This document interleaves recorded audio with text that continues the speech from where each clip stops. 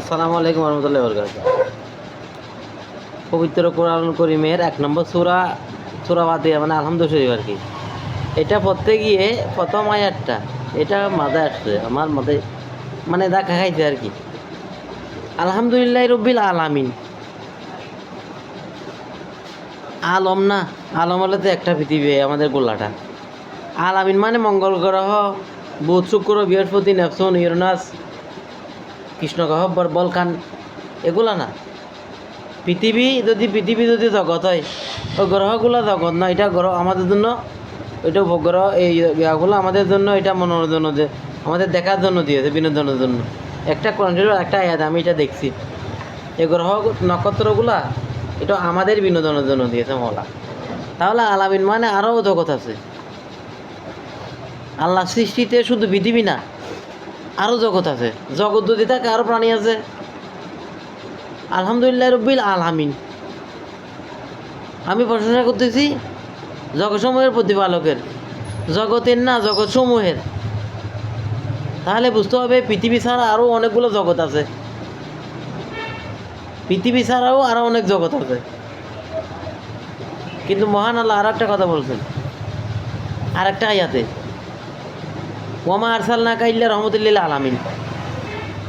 মুহাম্মদ ইসলামকে জগৎসমূহের জন্য রহমত স্বরূপ পৃথিবীতে এই প্রেরণ করেছেন, জগৎসমূহের জন্য। তাহলে শুধু পৃথিবীর জন্য না, ওনাকেও আলামিন।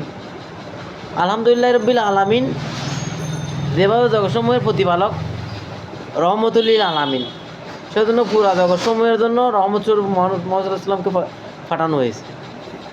তাহলে সেক্ষেত্রে পৃথিবী ছাড়া আরও জগৎ আছে। যেই জগৎগুলোতে মানুষ বা প্রাণী থাকবে সেগুলাই জগৎ, বাকিগুলো গ্রহ নক্ষত্র উপগ্রহ স্যাটেলাইট আর আপনার ওই তারকারাদি মিল্কওয়ে কৃষ্ণ গহ্বর এগুলো আর কি। এগুলা কিন্তু জগৎ না, এগুলো দেখার জন্য। কিন্তু জগৎ আলাদা।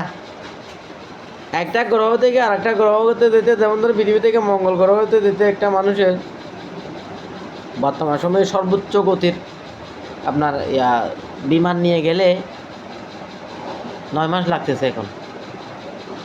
সর্বোচ্চ গতির একটা 9 মাস তো মানুষ যাইতে পারতেছে না। 9 মাস একটা মানুষ যাইলে আর আসতে পারবে? যাইলেও আর আসতে পারবে না।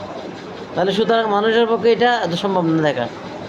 আমরা আমাদের গ্যালাক্সিটা অতিক্রম করতে পারবো না কেমন পর্যন্ত দৌড়াইলেও। সেক্ষেত্রে আর একটা জগৎ আবিষ্কার করা এটা মানুষের পক্ষে সম্ভব না, যদি না আল্লাহ চাহেন। তাহলে আমি আসলে এটা আমার মাথায় চলে আসছে, কার মাথায় কি আসছে আমি জানি না, কারণ আমরা তো এখন আছি শর্টকাটের উপর।